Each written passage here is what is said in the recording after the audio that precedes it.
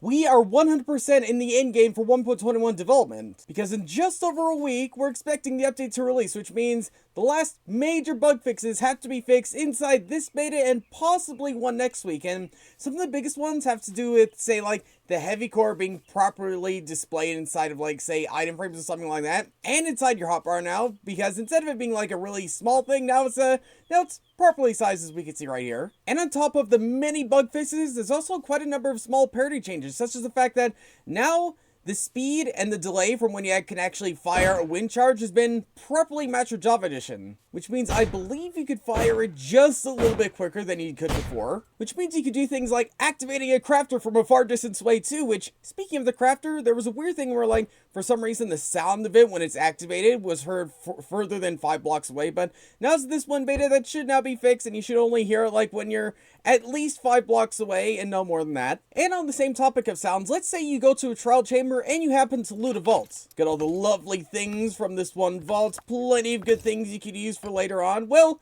let's say you want to try activating this again. Now there's going to be an actual sound effect that actually tells you that you've already looted this one. Or at least there should be. No, I'm not hearing anything, but there should be a sound effect now for when you're trying to open an already open vault. You should be able to hear some form of sound right now, but for some reason I'm not being able to hear it right now. Or maybe I'm doing it wrong. Well, one of the two. But if the lack of sounds from vaults is bugging you, then maybe the sound of more parity change, specifically to do with the drown, might change that around, because now the drown, instead of spawning in, like, batches of 2 inside of rivers or something like that, now only spawns as individuals. So you should now be able to see only one drown spawn at a time, is my guess. Which I guess in some ways, considering the fact that 1.21 is all focused on, like, combat and tinkering, things like that, the fact that there's some combat parity related things to do with drowns is pretty interesting. And speaking of combat parity related things, now when you actually go through a portal, the odds of you getting damaged when going through that portal has been